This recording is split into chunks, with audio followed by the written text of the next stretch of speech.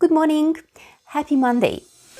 Today I'm going to talk to you about two words that many of my students find confusing. And these words are some and any. First of all, both of these words are used when we can't or don't want to specify the amount or the number. For example, do we have any apples? How many? 2, 3, maybe. Or is there any cheese? 200, 300 grams. I want some chocolate. Not too much, I hope. You see, when we talk about unspecified amount, we use some or any.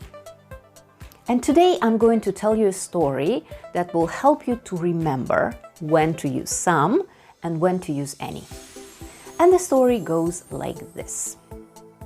There were a brother and a sister, and their names were Sam and Annie.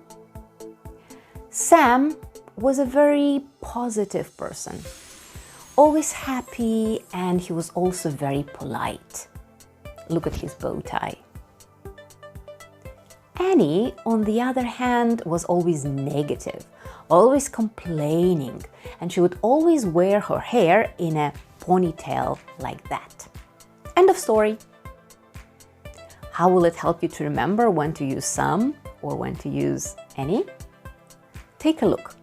Sam is for the word some, and it is used in affirmative or positive sentences and in polite requests. For example, there are some books on the table. And would you like some coffee? Any is for the word any.